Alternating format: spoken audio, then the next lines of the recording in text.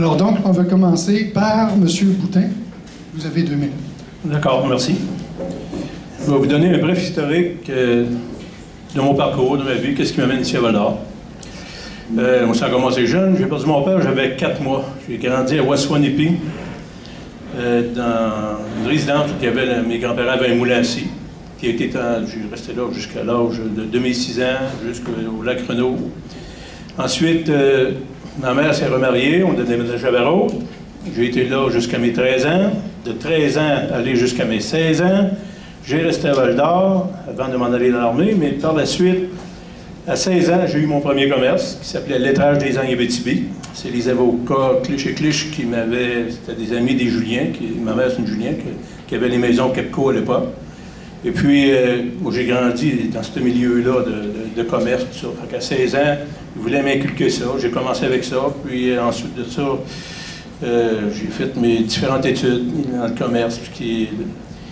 Par la suite, l'armée, l'étude, divers commerces, les cordonneries, les agences de publicité, ARB, réfrigération, un restaurant, un club vidéo, un magasin d'appareils électroménagers, entrepreneur général, toujours en parallèle avec ces commerces, consultant, professeur dans des comités autochtones pour l'enseignement, pour les fondations, les bordures de ciment, dans certaines communautés autochtones aussi pour les analyses sur le radon. J'ai donné des conférences avec Mathieu Comcom, qui était à l'époque le chef des grands chefs des nations. Et je suis membre Lyon depuis de nombreuses années. J'ai participé à ça pour aider ma communauté. J'aime être à l'écoute des gens, aider ceux qui veulent de l'aide, si je peux intervenir. J'aime écouter les diverses opinions pour pouvoir prendre aussi des décisions éclairées et bien pensées, importantes et que j'applique. Et j'ai une chose qui est importante pour moi. Quand une personne est en désaccord avec moi, il faut que tu m'expliques pourquoi et si tu as une meilleure idée. Merci, M. Boutin. Il faut que tu me convainques. Monsieur Adam. Tu as pris mon temps de parole, là, Charles. Je vais leur donner, je vais couper mon temps. Bonsoir à tous. Vous êtes quand même un assez grand nombre. Ça fait plaisir d'avoir des gens à des débats comme ça. Serge Allard, il y en a beaucoup qui me connaissent. Ça fait quand même plusieurs années que je suis dans la communauté. Je suis le doyen de la table ici. Ça ne veut pas nécessairement dire sagesse, mais tout le moins le doyen. Depuis 67 ans à Val-d'Or, 45 ans comme comptable agréé, au service des entrepreneurs aussi et de la société aussi, parce que j'ai œuvré dans beaucoup d'organismes. J'ai été président de la Chambre de commerce en début 2000. J'ai été président de l'aéroport Vardo à Arvaux pendant 4 ans aussi. Donc, j'ai œuvré dans beaucoup de membres du club Kinsman aussi. Je vois un de mes confrères, Benoît, qui est un ancien confrère de Kinsman. Donc, j'ai œuvré dans beaucoup de choses socio-économiques, beaucoup de campagnes de financement et tout ça. Pourquoi je m'implique? Parce que j'ai des choses qui me tiennent à cœur. Ma ville me tient à cœur. Mes enfants sont ici, mes 2 filles sont là, mes 2 grandes filles là. Il y en a une qui est mineure qui travaille à la mine Ronde, puis mon autre, la plus jeune, elle a la galerie du livre, donc en plein centre-ville. J'ai 5 petits-enfants, puis je veux que notre région soit pérenne. Ce qui me fait peur aujourd'hui, la grande raison pourquoi je suis là, c'est que les richesses qu'on produit, ce qu'on fait ici, ne nous donne pas de dividendes. On prend des richesses qu'on a ici, on les envoie en impôts, en taxes, en redevances partout ailleurs, surtout à Québec, puis on n'a pas de retour de ça. Donc, on a de la difficulté. Le navettage est très, très mauvais. C'est très mauvais pour l'environnement, c'est mauvais pour la région, c'est mauvais pour tout. Donc, je veux essayer de combattre ça. Je veux faire des logements d'ici. On a une décroissance de la population, puis c'est anormal quand on a une activité économique comme elle est là. Donc, je veux pas que les gens se promènent, je veux que les gens vivent ici. Puis je veux qu'on ait un milieu de vie le plus heureux possible, tout en respectant comme la plupart de vous tous, c'est sûr que vous êtes ici, ça va vous intéresser, en respectant les normes environnementales qui sont en vigueur, établies par les gouvernements, la plupart du temps provinciaux et fédéral. Merci. Monsieur Turcotte. Bonsoir tout le monde, je m'appelle Benjamin Turcotte, j'ai 40 ans, ça fait 17 ans que j'enseigne au cégep. Il y a plusieurs années, j'ai décidé de m'impliquer en politique pour contribuer à améliorer le monde qui nous entoure de diverses façons. J'ai toujours eu cet intérêt pour ma communauté, mais ça s'est réaffirmé avec la naissance de mon enfant et ça a décuplé mon éco-anxiété. J'ai trouvé au panier municipal différents leviers pour améliorer notre qualité de vie et notre environnement. Puis je suis fier de ce que nous avons mis de l'avant dans les dernières années au niveau de la ville. L'environnement, comme beaucoup d'autres dossiers, c'est important de le dire, comme l'itinérance, comme le logement, comme le développement économique, ça fait partie des nouvelles responsabilités dont doivent s'occuper les municipalités au Québec, parce que bien souvent, les autres paliers de gouvernement nous les délèguent, mais sans toutefois nous donner les moyens, que ce soit des moyens financiers ou des moyens réglementaires, pour bien nous acquitter de ceux-ci. Les changements climatiques et l'adaptation que nous devons faire dans la planification et le développement de notre ville seront au cœur des défis des prochaines années et devront guider chacune des décisions qu'on va prendre. On va toujours avoir en tête l'environnement et le futur quand on va prendre des décisions au conseil de ville. On a déjà senti les impacts de cette nouvelle réalité avec les feux de forêt en 2023, avec la qualité de l'air, avec les évacuations, avec aussi les hectares de bois qui ont brûlé. Puis la question de l'environnement s'est aussi imposée à Val-d'Or, au conseil de ville, au début 2023, avec toute la question de notre eau potable, quand on a dû fermer un puits, le puits d'Appoint, pour garantir aux citoyens de Val-d'Or une qualité d'eau qui était suffisante. Ce soir, on va avoir l'opportunité de parler de différents dossiers qui vous intéressent, qui vous touchent. Malgré ma présence au comité consultatif en environnement dans les 4 dernières années, je n'ai pas la prétention d'être un expert. Je sais que je vais pouvoir m'appuyer, une fois élu, sur des équipes compétentes à la Ville de Val-d'Or pour mettre en place les mesures dont je vais vous parler ce soir. C'est ça qui est important. Puis, il faut toujours avoir l'environnement en tête. En 2025, c'est tout simplement incontournable. Donc, merci, puis bonne soirée. Merci. Alors, on est dans la période des questions. Avant de tomber au niveau des questions de M. Turgeon et M. Jacob, juste vous présenter les deux personnes en question. Alors, M. Jacob est le représentant de l'Action boréale et M. Turgeon est représentant de Québec Meilleure Mine et de Mining Watch. Alors, la première question est dans le domaine environnemental au niveau de l'eau, et c'est M. Turgeon qui va poser la question. Bonjour à vous, merci. Je prends une petite minute pour vous remercier de votre engagement envers la démocratie et d'avoir accepté l'invitation de participer à cette soirée-là. On constate que c'est un sujet qui nous concerne, bien, pas qu'on le constate, on le savait déjà que ça nous concerne tous, mais on a très hâte de vous entendre sur les questions qui suivent.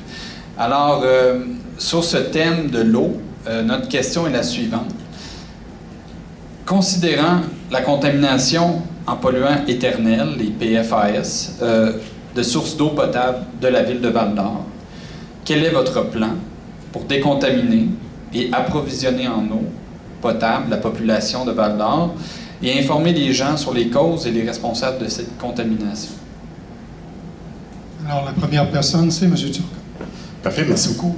Oui, j'en ai parlé dans mon petit mot d'ouverture. J'espère que vous êtes au courant. Donc, la Ville de Val-d'Or, en 2022, on s'est fait approcher par l'émission Enquête parce qu'il y a un chercheur, M. Sauvé, à l'Université de Montréal, qui a fait une étude partout au Québec puis qui est allé chercher les concentrations en perfluoré dans les puits potables. Les perfluorés, c'est un composé, M. Rodrigue en a parlé, c'est un composé chimique qui est utilisé pour imperméabiliser des surfaces. Vous en avez tous dans votre vie de tous les jours. Là. Vous utilisez des choses comme le Tefal, le Gore-Tex. Vous êtes allé chercher un café Tim Hortons, donc dans les verres, il y en a partout. Dans le puits d'Appoint à Val-d'Or, il y avait une quantité qui était plus élevée qu'à d'autres endroits au Québec. Puis il n'y a pas encore de normes. Il y a des recommandations de Santé Canada, mais on était en haut de cette norme-là. Fait qu'automatiquement, on a fermé le puits. C'est une situation qui est particulière pour la Ville de Val-d'Or parce que ce puits-là permettait d'assurer l'approvisionnement en eau pour le développement futur de la ville, puis aussi pour les quartiers qui sont plus à l'ouest, parce que vous le savez, notre prise d'eau présentement est proche de la plage municipale. Vous comprenez, tout le monde, fait que là, c'est le petit retour sur ça.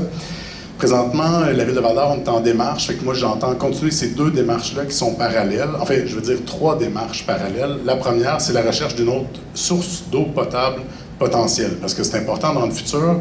On doit pouvoir être capable de fournir en eau potable les citoyens de Val-d'Or. On est chanceux.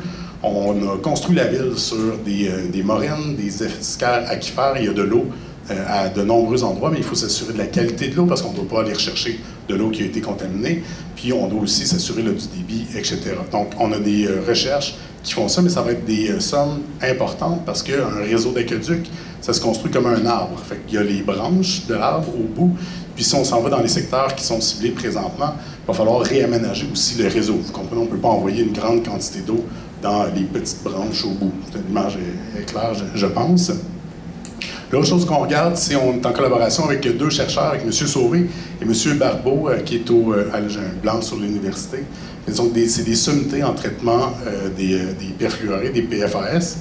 Les solutions de traitement sont excessivement chères. Donc, on parle de millions de dollars par année. C'est des choses qui ne disparaissent pas. On peut les capter avec du carbone, mais encore là, pour se débarrasser du carbone, il ne disparaît pas. Là. Donc, il faut l'enfouir, des choses comme ça. C'est pas nécessairement environnemental non plus. Donc, on fait ça.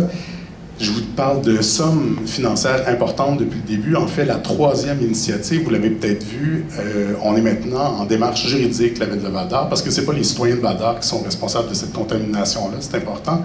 Donc, je pense que la chose la plus importante, puis moi je connais bien le dossier, je suis dans le dossier depuis le début, c'est ma capacité à vous représenter pour aller chercher les sommes chez les personnes qui sont responsables de cette contamination-là pour que ça ne soit pas reporté sur le compte de taxes, etc. On va avoir besoin d'aide.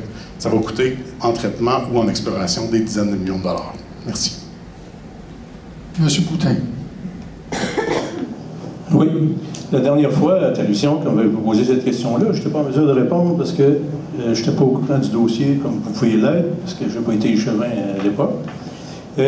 Moi, j'ai fait mes devoirs. Par contre, j'ai appelé un ingénieur, j'ai appelé du monde concernant l'eau du puits contaminé par des PFAS. Puis ça peut être éliminé par des méthodes de traitement par l'absorption du charbon actif, comme vous avez dit. C'est très dispendieux. Mais il ne faut pas que la ville soit trop grosse pour procéder à ça. Ensuite, ces charbons-là, il faut qu'ils soient brûlés à haute température. Une autre alternative qui existe, c'est l'osmose inversée. Et encore là, ces méthodes sont présentes. Il y a d'autres méthodes qui sont présentement à l'étude, comme la dégradation catalytique électrochimique pour détruire les PFA. Ce qu'il faut savoir, c'est qu'aux États-Unis, ils vivent ça depuis longtemps. Puis aux États-Unis, ils n'ont pas encore trouvé de moyens pour régler ça. Et ce qu'ils ont fait, c'est que le gouvernement américain fournit à tout le monde des systèmes, comme je viens d'énumérer, d'osmose inversée, gratuitement à tout le monde. C'est une alternative qui pourrait avoir lieu, mais c'est sûr et certain que la meilleure des alternatives, comme M. Turcotte le disait, je suis d'accord avec lui, c'est de faire un autre puits. Ça éviterait d'énormes coûts. Alors, je pense que j'ai pas mal tout dit ce que j'avais à dire sur ça. Merci. C'est un peu dur d'être le troisième à parler après ça. Hein?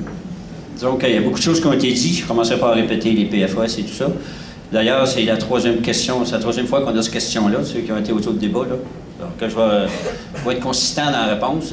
Effectivement, moi, je ne suis pas un spécialiste de ça du tout. Je n'ai pas ces compétences-là. Je comprends que ça prend un puits d'appoint. Si ce puits d'appoint-là, si celui-là qu'on a là actuellement, on n'est pas capable de le décontaminer, c'est pas moi qui vais le déterminer comme maire. Il va y avoir des gens qui vont faire l'analyse, puis si on n'est pas capable de le faire, il va falloir un autre puits. Donc, il va y avoir une décision qui se prenne. Ça fait je ne sais pas combien de temps, je ne l'avais pas dit, M. Turcotte, ça doit faire 3 ans qu'il est fermé, ce puits-là, devant de chez nous. Après 3 ans. Bon, on n'attendra pas un autre 3 ans. Si on a fait un puits d'appoint, c'est parce qu'on avait besoin d'un puits d'appoint. Donc, il faut avancer. Puis on n'attendra pas le règlement de la poursuite non plus. Il ne faut pas attendre un règlement de poursuite pour savoir si on va être capable de payer ou pas. Que la poursuite soit positive ou négative, ça va prendre un puits d'appoint ou qu'on règle celui-là. Donc, moi, je m'engage que rapidement, on puisse prendre une décision, à savoir si on fait ce puits d'appoint-là ou si on est capable de décontaminer celui-là. En parallèle, on va voir la poursuite. Ça peut prendre 3, 4, 5, 6, 10 ans la poursuite. Là. On ne sait pas, puis on n'a pas déterminé ça. Que ce soit M. Boutin ou M. Turcotte qui soit là, ça ne change rien de Turcotte. C'est la poursuite. Ce n'est pas nous autres qui va défendre ça. Là. Il faut prendre une décision pour avoir un puits d'appoint le plus rapidement possible. Merci. Alors, on est rendu à la question numéro 2, qui est au niveau des aires protégées. Et M. Jacob va poser la question. Bonsoir, messieurs. On risque d'avoir à se rencontrer durant les 4 prochaines années, celui-là qui va être élu, du moins. Le 5 juin 2024, le gouvernement du Québec s'est engagé à respecter la Convention sur la biodiversité qui a été signée à Rio en 1992, dont l'objectif est de protéger 30% de son territoire d'ici le 2030. Il nous reste 5 ans. À votre avis, la création de ce 30% de son territoire en aire protégée aurait quoi comme impact sur Val-d'Or? Et comment entendez-vous collaborer pour atteindre l'objectif du 30%? Monsieur Allard.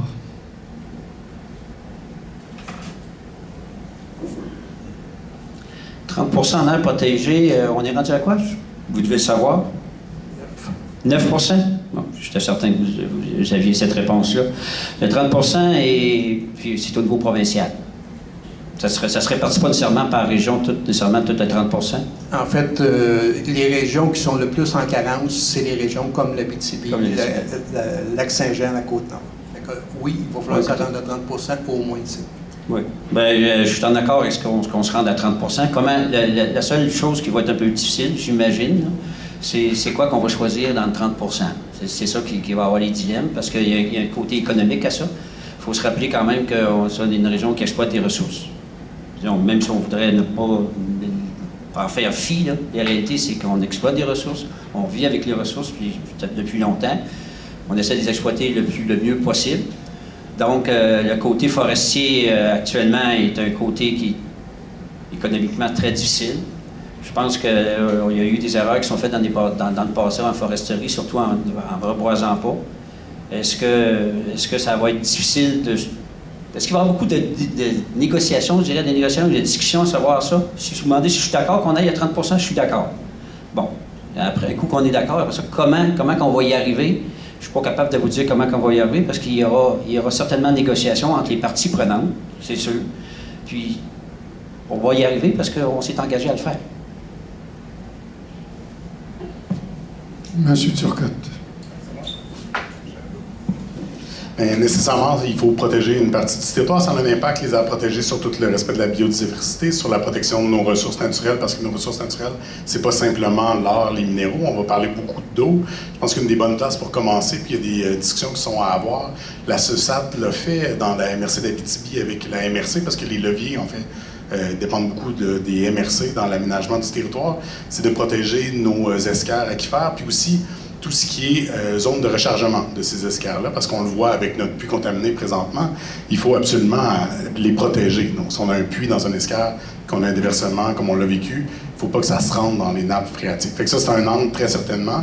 Je pense qu'on peut même reculer, puis plus logiquement que ça, commencer à protéger des territoires de façon pérenne. Je pense à l'école buissonnière, donc les sentiers qui ont été là-bas, qui ont été protégés de par l'utilisation du territoire. Il y a des sentiers à Sullivan aussi qui sont utilisés par les citoyens. Il y a la forêt récréative dont on parle depuis des années, qu'on veut protéger parce que c'est un actif pour la ville, c'est un actif pour la population. Il faut le faire. Mais les leviers d'une municipalité sont quand même limités par rapport à la protection du territoire. Si on n'acquiert pas nous-mêmes le territoire, on n'a pas nécessairement les moyens de le faire et pour les souscrire. Fait que là, il y a toute la mécanique des TIAN, des territoires incompatibles à l'activité minière, qu'on peut utiliser, dépendamment de l'endroit, pour s'assurer que le territoire est protégé, qu'on peut en bénéficier dans les générations futures. Fait que ça se passe plus au niveau de la MRC.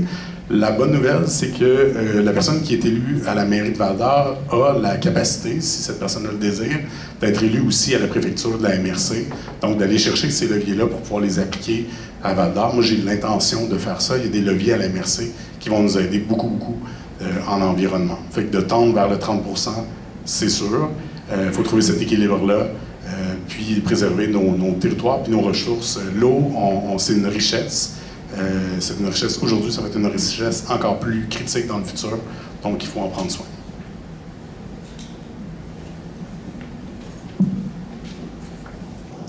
C'est beau.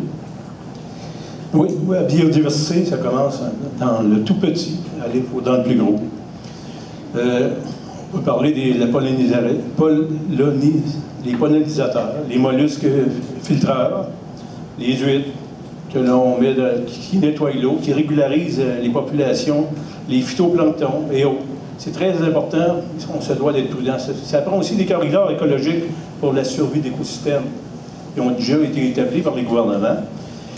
Puis ça nous permet de garder une bonne équilibre. Oui, je suis pour le 30 %, absolument. Les filtreurs naturels pour l'air, les polluants, les champignons qui représentent 25 % de la biodiversité microbienne du sol, les caribous qui sont évalués à chaque année selon leur croissance ou non. C'est toutes des choses qu'il faut tenir compte.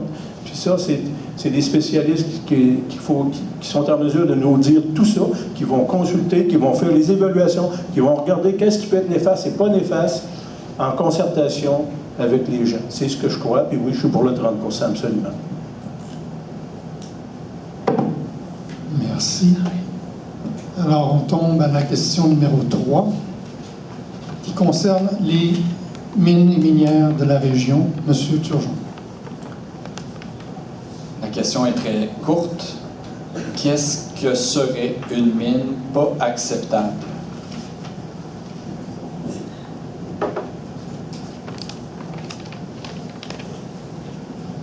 commence par M. Boutin. Ce serait une mine qui ne respecte pas la réglementation qui a été établie. C'est tout.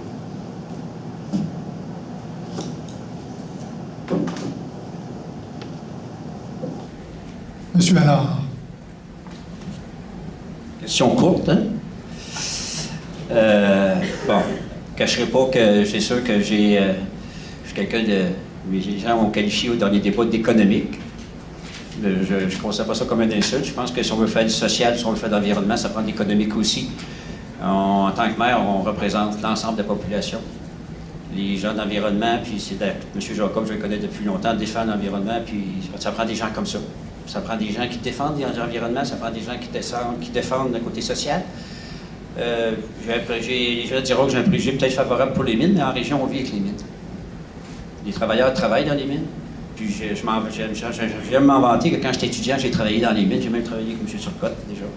Donc, moi, mon père aussi était là. On était une région qui exploite les mines et les forêts. Il faut le faire comme il faut. Il faut respecter la réglementation. Puis il faut aussi que les parties prenantes, les gens qui sont ici, les gens qui vivent ici, comme j'ai dit tout à l'heure, en profitent. Puis il faut que ça respecte les normes environnementales, puis que ça soit acceptable par les gens qui entourent ces endroits-là. Est-ce qu'il y a des mines plus compliquées que d'autres?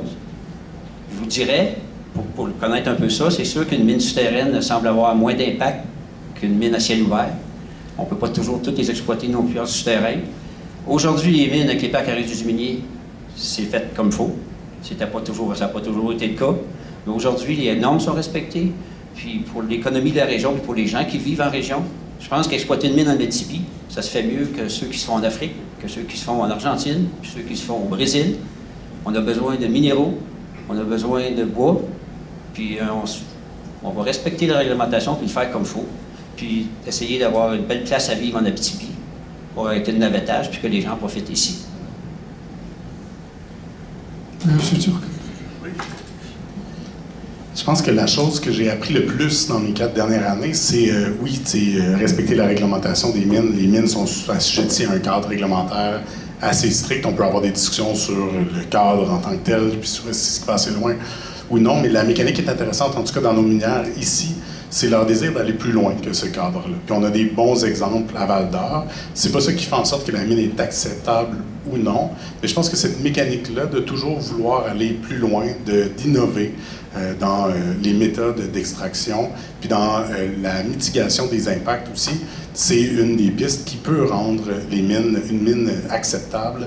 Alors qu'une mine non acceptable, c'est une mine qui ne prendrait pas en compte les notions de base, les notions de base comme l'acceptabilité sociale. Donc, c'est maintenant enchâssé dans les projets miniers, dans l'étude du bureau du BAP. Donc, il doit avoir une acceptabilité sociale. L'acceptabilité sociale qui passait beaucoup avant sur l'environnement, maintenant de plus en plus, on parle de tout ce qui est environnement social aussi, ou impact, ou impact dans la communauté des projets miniers. Donc, ça, c'est la première chose. Une mine qui ne serait pas acceptable, c'est une mine qui ne ferait pas attention à ses impacts, à son empreinte, qui ne prévoirait pas non plus de plan de revitalisation après du milieu. Donc, c'est une chose d'extraire les ressources, c'est une chose de les extraire et de tendre à ramener le milieu comme il était le plus possible aussi. Je pense que maintenant, une mine qui est acceptable, une mine qui ne serait pas acceptable pour le passer à l'inverse, c'est une mine qui ne travaillerait pas en collaboration avec le milieu non plus, donc qui ne travaillerait pas de concert avec la communauté à essayer de construire puis à essayer d'amenuiser les impacts, que ce soit les impacts de l'extraction sur l'environnement ou encore les impacts par rapport aux employés, à la crise de logement qu'on voit présentement, aux disparités aussi socio-économiques qui se créent dans les milieux. Donc c'est ça. Puis j'ai parlé tantôt un petit peu là, de cette idée-là, le legs de l'innovation, donc une minière qui ne ferait juste qu'exploiter les ressources, puis qui en sortirait rien du tout pour le milieu. Je pense pas que ça serait acceptable. Nos minières ici ont cette tendance-là quand même de créer des nouvelles façons de faire, des façons de faire qu'on exporte. Oui, une mine en Abitibi, je pense que c'est mieux qu'une mine ailleurs dans d'autres juridictions minières sur la planète. Mais c'est entre autres parce que nos équipes sont capables de le faire mieux. Puis quand ils le font mieux, ils sont capables aussi d'exporter ça. Fait que moi, j'aime dire que ce qui reste après l'exploitation d'une mine, c'est pas les minéraux qui soient critiques ou que ce soit de l'art. C'est toute cette capacité d'innovation-là qu'on est capable d'appliquer à d'autres milieux aussi par la suite. Merci. On va passer à la question numéro 4. Elle concerne les caribous de notre région. Monsieur Jacob. Oui, vous êtes sûrement au courant que Val-d'Or a quelque chose d'unique au monde. On a un troupeau de caribous aussi le plus méridional au Québec, donc le plus au sud. Et quand j'ai découvert ça en 1968, il y avait à peu près 80 à 90 bêtes. Aujourd'hui, il en reste 9. Notre bon gouvernement de Québec, il les a enfermés d'un enclos. Mais il est obligé, pareil, d'en tenir compte. C'est une espèce menacée. Si vous êtes élu, quelles interventions entendez-vous faire pour éviter la disparition de ce trésor irremplaçable pour notre région qu'est ce troupeau relique? Puis on fait ça, on ne le sauve pas pour nous autres, on le sauve pour nos enfants. Puis c'est pas juste la bête, c'est tout l'écosystème qui va avec, les vieilles forêts. Monsieur Turcotte. Merci Henri pour la question. Oui, c'est 9 bêtes, c'est 4 mâles, 4 femelles, puis un fan, si je ne me trompe pas. Donc, en effet, puis les caribous de Val-d'Or, la harde des caribous de Val-d'Or, on en parle depuis des années. Il y a eu beaucoup d'études, il y a des communautés là, qui se sont portées. Il y a eu des plans de rétablissement qui ont été mis de l'avant. Vous l'avez vu dans les médias aussi récemment. Il y a des gens qui ont contribué. Puis là, il y a eu des chicanes à savoir si le provincial en faisait assez. Puis là, le fédéral a essayé d'imposer donc un secteur. Vous avez tous suivi ça. Fait que ça a un impact aussi sur la capacité de la ville à gérer son territoire. Donc, il faut vraiment demander qu'il y ait un plan de rétablissement de la harde en souhaitant qu'il ne soit pas trop tard parce que là, je pense qu'Henri l'a souligné, on est dans une situation particulière. Là. Les bêtes sont en enclos, ils ne sont plus nécessairement aptes au retour dans la vie en liberté. Donc, il faut très certainement s'attarder à ça. Puis le caribou de Val-d'Or, c'est en fait un petit peu, on vient de parler de mine, c'est un peu le canari dans la mine par rapport à la chute de la biodiversité. Donc, c'est important c'est un symptôme, en fait, le caribou. Donc, quand on parle de caribou, c'est parce qu'on parle des vieilles forêts, puis toutes les espèces qui s'y rattachent. Donc, bien entendu, la biodiversité, c'est une des plus grandes crises environnementales. C'est décrété par l'ONU. Il faut vraiment s'attarder à ça. Là, on tombe quand même beaucoup dans les champs de responsabilité qui ne sont pas les champs de responsabilité de la ville. Par contre, là, c'est pas la ville qui va mettre en place le plan de rétablissement des caribous de Val-d'Or. Mais je pense qu'on se doit d'être un partenaire. Nos équipes l'ont été dans le passé. J'ai vu, là, on a fait l'étude. On a fait aussi, on a déposé un mémoire. J'étais très content de ça. On a déposé un mémoire quand il y a eu l'énième étude sur le plan de rétablissement des caribous. Donc, il faut continuer à contribuer puis à représenter aussi les souhaits là, de notre population, qu'elle soit actuelle ou future, par rapport à cette importance là, de biodiversité. Monsieur Boutin. Oui, je suis d'accord avec ce que M. Turcotte a dit. C'est censé, ça me rejoint aussi. Il faut être en symbiose avec la nature, c'est important. Il faut regarder ça équitablement du mieux qu'on peut. Oui, en tant que si je suis maire, on peut tout seul donner notre opinion, mais des fois, ça a une influence positive par rapport au gouvernement qui vont plus, eux, être en mesure de prendre des décisions. On ne pèse pas gros dans la balance. On peut donner une grosse opinion, par contre, sur ce qui se passe, sur ce qui se produit. Et c'est important, je voulais souligner, pour tous nos besoins. Si on est en symbiose, il y a tellement de choses que s'il faut faire attention. Ce qu'on appelle le Taxol, ça aide à lutter contre le cancer. La pervenche, c'est une rose qui font des médicaments pour la leucémie, les champignons, ainsi de suite. Il faut rester en symbiose. Il faut retenir d'une manière équitable notre écosystème. Et les caribous en font partie aussi.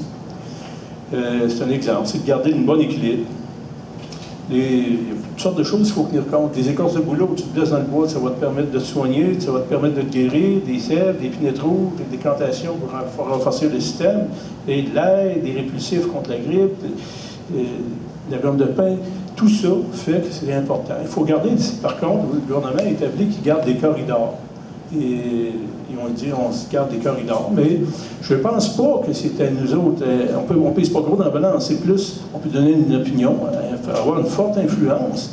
Mais les gouvernements, c'est suite à ces études-là, puis à ces pressions politiques-là, entre autres des villes, qui vont prendre des décisions. Ça résume pas mal. Puis je rejoins beaucoup M. Turcotte là-dessus, mais ça me touche personnellement parce que c'est quelque chose qu'il faut faire attention dans la vie. Si on est en symbiose avec la nature, on est à son écoute, on remédie à beaucoup de choses.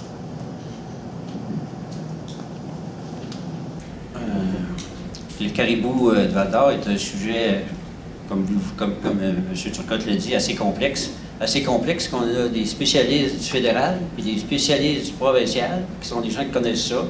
On a ici des gens qui connaissent le caribou aussi, puis peu de gens semblent d'accord sur la solution. C'est aussi un sujet qui divise. Vous le savez, on a des ardents défenseurs des caribous, puis il y a des ardents défenseurs qui ne sont pas défenseurs du caribou, qui disent qu'il y aurait la logique de dire, puis c'est pas ce que je prétends, qu'il y aurait la logique de dire, bien, M. Jacob, il y en avait 80, il y en a 9, comment on va faire pour les sauver?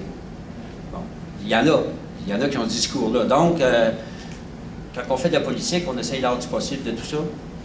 Moi, il faudrait, idéalement, qu'au moins les paliers de gouvernement s'entendent. On voit des divisions, on voit l'air protégé, on a l'enclave. Je pense que c'est pas viable pour à long terme l'enclave. On n'enferme pas des animaux sauvages dans une place trop restreinte. Sauf que les dessins, ils ne s'entendent même pas à savoir qu'est-ce qui serait l'air protégé. Je comprends que le fédéral inclut la ville de Val-d'Or, puis je comprends que le provincial est rendu dans le Témiscamingue, puis moi, là, je prétends pas tout savoir ça. Est-ce qu'on souhaiterait? Je suis certain que tout le monde souhaiterait qu'on puisse préserver ça. J'ai pas la solution. Mais la journée où on en trouvera une solution, mais je vais essayer qu'on puisse l'appliquer du mieux possible, qu'on puisse trouver cette espèce de caribou-là qui est là. C'est un peu ma réponse. Question numéro 5. On se retient tellement de répondre, là. Mais c'est pas notre soirée, fait que c'est correct. On répond pas. C'est vous. On va parler des coûts d'intégration des grands projets industriels. Quand on parle de grands projets industriels dans notre région, c'est sûr que c'est beaucoup les minières. Il y a la foresterie. Alors donc, la question, M. Turgeon. Merci, je faisais une petite blague, mais je vous remercie pour vos réponses. Alors, la prochaine question est un peu plus longue que ma précédente, mais on va s'en sortir. Propulsé par la valeur sans précédent du prix de l'or sur les marchés, la ville de Val-d'Or présente un taux de chômage exceptionnellement bas et la pénurie de logements frappe de plein fouet l'ensemble de la population.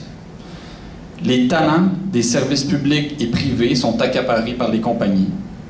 Par exemple, plusieurs très bons mécaniciens automobiles ont depuis longtemps été recrutés par l'industrie. Et le navettage, fly-in, fly-out, prive la municipalité de taxes, les commerces d'achats locaux et les gens de précieux logements.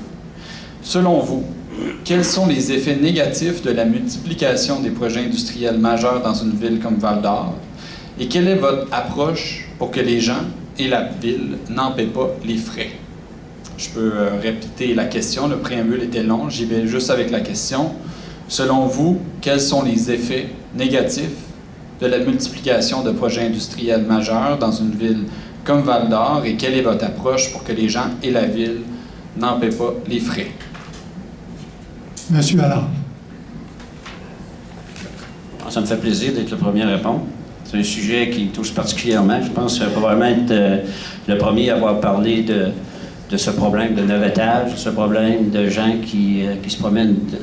Est-ce que, pour répondre plus directement à votre question, est-ce que c'est un problème parce qu'on a beaucoup d'économies, parce qu'on a beaucoup de projets? C'est ce que vous semblez me dire? Bien, la formation, là, c'est sûr, vous ne vous ferez pas dire qu'il y a un problème parce qu'on a trop de projets et qu'on a trop de développement économique. Le problème qu'on a, c'est que ce développement est supporté par des gens qui sont de l'extérieur. C'est là qu'est notre problème. On n'a pas été capable de suivre ce rythme-là. Donc, ce qu'il faut, c'est faire des aménagements chez nous pour que les gens restent ici. J'ai d'ailleurs dans le programme, tout le monde parle de logement abordable dans le programme, mais j'ai une façon de faire, je pense, qui pourrait être intéressante. On parle beaucoup de redevances. Les gens parlent beaucoup d'aller chercher les redevances. Mais on sait très bien que le gouvernement provincial, d'un coup, que la redevance est déposée dans le compte de banque, sont compliqués à aller chercher. Moi, j'ai quand même discuté aussi avec les sociétés Eldorado, Caginco Eagle, puis tout ça. Ça prend plus de logements, puis pas juste des logements. Il s'est construit quand même pas mal de logements, mais des logements qui ne sont pas si abordables que ça pour les gens. Les gens qui travaillent à mine, oui, à 1500, 1600, 1700, ça prend des logements un peu plus abordables que ça. On parlait même d'un quartier qui serait peut-être possible, avec de concert avec la ville, puis aussi avec les sociétés minières, mais pas que les sociétés minières contribuent directement. On envoie, les sociétés minières, les redevances sont calculées par mine, vous savez sûrement. Donc, la mine Godex paye une redevance, la mine Eldorado paye une redevance, la mine Kina paye une redevance. À peu près 40 millions l'année passée. Je donne des chiffres arrondis. L'année prochaine, vous l'avez dit, les métaux sont bons, ils vont payer 80 millions. Ça, je parle de ces 3 mines-là. Je ne parle pas de Canadien de Malartic, je ne parle pas des autres. Comment ça se fait qu'on ne reçoit rien? Comment ça se fait qu'on fait des éoliennes au Bas-Saint-Laurent, à Gaspésie, puis quand ils mettent une éolienne sur le terrain, la municipalité reçoit des redevances? Comment ça se fait si on fait une mine dans le Nord, que les Autochtones sont assez intelligents pour négocier une redevance? Nous, on est à Val-d'Or ici, aucune redevance. Ça ne fonctionne pas, là. Parce que le navettage est très mauvais. Vous parlez d'environnement, s'il y a quelque chose qui est plus mauvais, ça ne peut pas être plus mauvais que ça, là. Il faut construire. Ce que je suggère, puis ce que je parlais aux sociétés, c'est qu'on devrait avoir, le gouvernement pourrait nous donner un crédit sur les redevances. Exemple, je donne un exemple facile, Eldorado donne 1 million à la Ville de Val-d'Or pour faire des infrastructures. Pas pour n'importe quoi, faire des infrastructures. Ce montant de millions-là, qui serait investi dans des infrastructures à Val-d'Or, serait diminuer les redevances qui s'en vont à Québec. Donc, au lieu de payer 40 millions de redevances, ils en paieront 39 millions ou 38 millions, puis l'argent va arriver directement ici par un crédit, parce que s'il se rend à Québec, je vous dis une chose, c'est très difficile d'aller chercher. C'est parce que j'avais fini, hein? Il reste 30 secondes. Non, c'est correct, je pense que ça résume très bien. Un essor économique, là, on n'arrêtera pas. Ça donne rien. Pourquoi qu'on ne prend pas les gens qui sont de l'extérieur, où il n'y a pas d'essor économique, on ne les amène pas ici? Vous pensez que c'est pas bon pour l'environnement, ça? Merci. Monsieur Turcotte. Deux choses en commençant, là, Serge, juste pour te rassurer, là, on parle de navettage depuis quand même déjà plusieurs années à Val-d'Or. C'est un des gros axes du plan de développement économique Val-d'Or au premier plan auquel j'ai contribué. Donc, cette situation-là n'est pas apparue dans la dernière année. Les entreprises sont déjà au courant, puis on a des discussions avec elles. Autre chose que je pense qu'il faut remettre, le rétablir, c'est qu'avant Val-d'Or, avant d'attirer des gens d'ailleurs, il va falloir construire du logement. On a construit 600, ben, je dis on, si tu me l'as remis, c'est pas moi, c'est pas la ville de Val-d'Or, mais les entrepreneurs de Val-d'Or ont construit plus de 600 portes l'année dernière. Puis, ça ne bouge pas le taux d'inoccupation des logements. Fait que ça crée une pression. Puis, pour la réponse à la question de c'est quoi les impacts, bien, la crise du logement, c'est un impact direct de cette effervescence économique-là, qui n'est pas une mauvaise chose en soi. Il faut juste être capable de l'utiliser. Après ça, on a une pression sur la main-d'œuvre. Pression sur la main-d'œuvre aussi au sein de la ville de Val-d'Or. Quand nos employés quittent vers des minières ou quittent vers d'autres milieux, il y a une surenchère sur les salaires. Bien, c'est chaque contribuable qui paye. Quand on perd nos employés, que ce soit les infirmières qui vont travailler dans les minières, que ce soit l'incapacité de loger les éducatrices en service de garde, ce qui fait en sorte qu'on n'est pas capable de retourner au travail après avoir un enfant. Vous comprenez tous ces impacts-là. Il y a aussi l'indice de défavorisation à Val-d'Or qui est très important de par cette mécanique-là. On a vu aussi une étude il y a de ça quelques mois sur les taux de décrochage qui sont anormalement élevés en Abitibi. Donc, c'est tous des facteurs qui sont influencés par cette espèce de surchauffe économique-là. En fait, on a fait un plan de développement économique dans les dernières années, puis tous les intervenants autour de la table se sont rendus compte que c'est un plan de développement socio-économique qu'on faisait parce que les enjeux dont on traite, c'est beaucoup des enjeux sociaux. On parle de logement, on parle de main-d'œuvre, on parle du centre-ville, de cohabitation, donc on est là. Bien entendu, il faut regarder, puis c'est une bonne chose, en effet, les éoliennes, ça a un nom, c'est les ententes communautaires qu'on peut faire en tant que municipalité par rapport aux grands projets industriels, donc de changer cette mécanique-là de redevances aussi, les redevances qui sont envoyées à Québec, qui reviennent à travers les MRC. Je vous parlais des MRC tantôt, c'est un autre de mes axes que je veux aller travailler à la MRC, donc les redevances sont gérées par les MRC doivent être réinvestis dans les milieux qui sont impactés. Puis, ce changement de modèle-là sur les impacts, il a déjà changé à la Ville de Val-d'Or. On a des projets structurants pour toutes les communautés auxquelles les minières participent. Je vais vous donner un exemple très concret. Le carrefour giratoire qu'on a construit sur la 7e et au coin de Barrette, donc les deux minières, parce que oui, ils l'utilisent, mais ont contribué donc à la construction de cette infrastructure municipale-là, qui a un impact favorable sur la circulation parce que c'était une intersection qui était à risque, beaucoup. Donc, il faut juste changer cette logique-là. Puis, tu sais, les crédits d'impôt, là, on s'embarque dans des luttes avec le provincial sur des systèmes financiers, donc c'est pas nos ressources à nous. Monsieur Boutin. L'intégration des grands projets. Un bien grand mot. J'en ai plusieurs. Moi, quand on parle des logements, c'est vrai qu'il y a un gros problème, puis de plus en plus, les mines vont grossir, puis ça va en prendre. Écoutez, ils achètent les hôtels pour loger le monde, parce qu'on n'en manque pas à peu près de logements. Moi, je suis rentre-maire, j'aimerais beaucoup développer un quartier de petites maisons. Comme contracteur, je sais que ça coûte, j'ai fait mes devoirs, puis je sais qu'on peut en faire pour un coût minime, qui va jouer entre 50 et 100 000 $ par maison. Les terrains seraient attribués par la Ville. Développer ces terrains par la Ville et vendus à bas prix pour ce genre de petites maisons, ça donne l'accès à monsieur tout le monde, à ceux qui n'ont pas nécessairement les moyens, qui sont capables d'y arriver, parce que ça permet d'avoir une résidence pour pas cher, puis en même temps, bien, ça va amener beaucoup de monde qui vont être intéressés à rester. Moderniser l'usine de filtration des eaux usées, c'est une des parties importantes aussi de l'intégration que j'ai comme projet. Et ensuite, voir à faire l'usine de récupération que j'ai été visiter à Gatineau, je trouve ça merveilleux parce que ça lutte contre la pollution.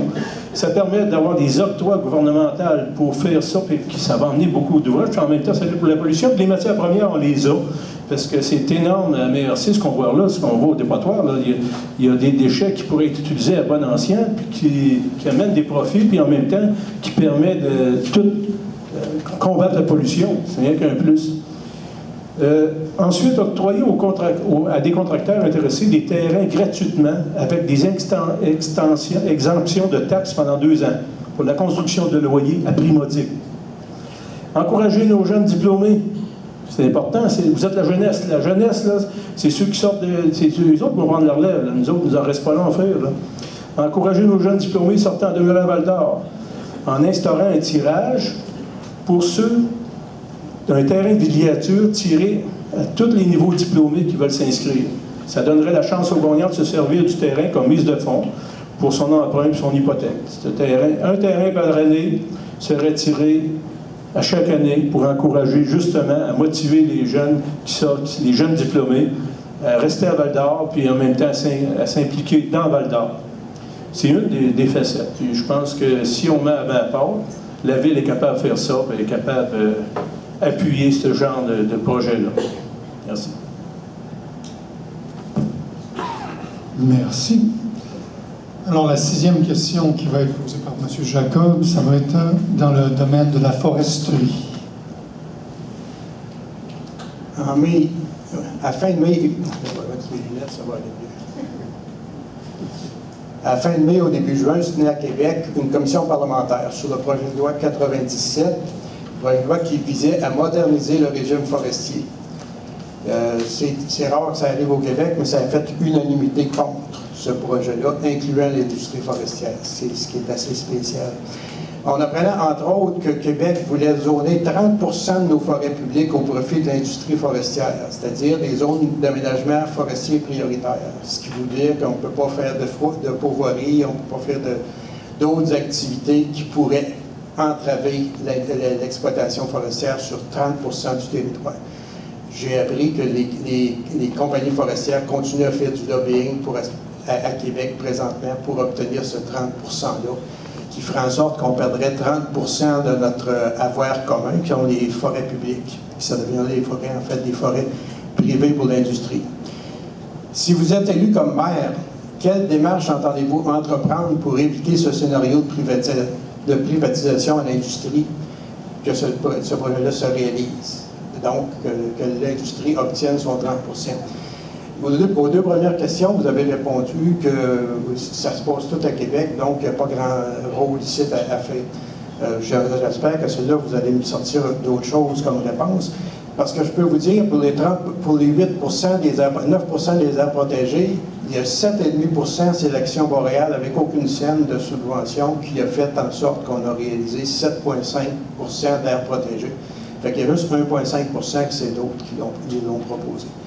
Fait qu'il ne faut pas dire que les municipalités n'ont pas de pouvoir. Là. Fait que si vous avez une autre réponse que celle-là, s'il vous plaît. Qu'est-ce que vous allez faire pour empêcher que l'industrie s'accapare 30% de notre richesse collective, 30% de notre territoire? Non, M. Boutin. Oui. C'est intéressant ce que vous dites là. Moi, je ne peux pas vous répondre parce que je n'ai pas assez de connaissances du dossier. Mais par contre, je m'en fais ce que j'ai fait quand je ne le savais pas pour les eaux. Si je suis pour les eaux contaminées, j'ai fait mes devoirs. J'aimerais bien ça, en connaître plus. Et si j'étais l'humain, je vais regarder, puis je vais éplucher ça, puis je ne répondrai pas n'importe quoi que je ne suis pas en mesure de répondre. Je vais l'éplucher, puis je vais l'étudier comme il faut, pour savoir. Après ça, je vais vous rencontrer, puis je vais vous dire qu'est-ce que je pourrais faire. Puis qu'est-ce que j'ai le droit de faire? Parce qu'il faut en tenir compte de ça aussi. On a certains droits, d'autres qu'on n'a pas. Là, je ne suis pas en mesure de vous répondre adéquatement, mais c'est un sujet qui me tient à cœur quand même, parce que pour moi, c'est important. Mais quand je vais être informé, je vais vous répondre au meilleur de mes connaissances où j'en fais le serment. Monsieur Allard. J'aurais, M. Jacob Legault, juste une petite question sur la question que vous avez demandé. Vous avez dit que dans le projet de loi, il y avait 30%, dans le projet de loi, il y avait 30% qui aurait été réservé à l'exploitation.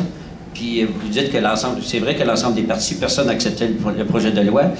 Mais pourquoi que l'industrie forestière n'a pas accepté s'il y avait déjà 30% de réservé dans ce...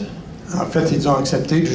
Eux se sont battus contre juste dans la dernière semaine, quand ils ont vu que tout le reste de la société était contre, incluant les municipalités, les écologistes, les travailleurs forestiers, etc. Fait que pour ne pas passer en reste, ils ont dit qu'ils acceptaient. Mais par la bande, présentement, ils sont en train de faire du lobbying pour obtenir ce 30%. C'était pas la seule chose qu'il y avait dans le projet de loi, mais ça, c'est une... Non, il y avait beaucoup, je sais qu'il y avait beaucoup de choses. C'est une décision, évidemment, pas très politique dans ce cas-là. Puis je suis d'accord avec vous que des groupes de pression comme l'Action boréale et tout ça ont fait des gros changements dans tout ça. Vous êtes un peu, j'aime pas tellement l'expression chien de garde, mais en tout cas, disons, un organisme de surveillance qui s'occupe d'alerter les gens. Puis c'est normal parce que l'industrie forestière va avoir de la forêt, puis vous voulez protéger l'environnement. Donc, il y a probablement un juste milieu à avoir dans tout ça. Moi non plus, je ne suis pas un spécialiste à savoir c'est quoi, est-ce que ça doit être 30%, 20%, quelle superficie. Actuellement, on coupe moins qu'on coupait. C'est sûr, parce que l'économie, c'est pas viable tant que ça.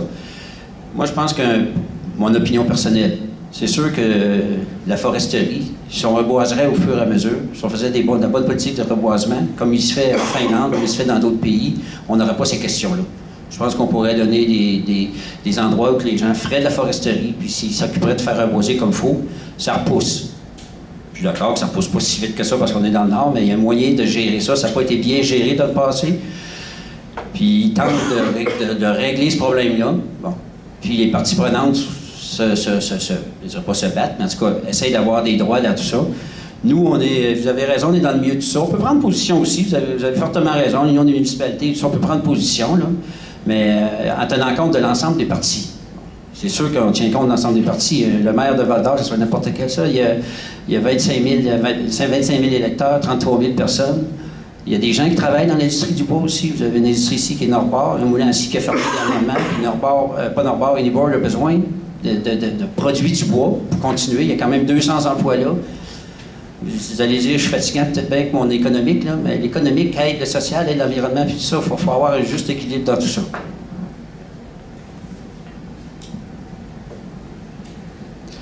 Merci, M. Jacob. Je veux juste rectifier peut-être encore.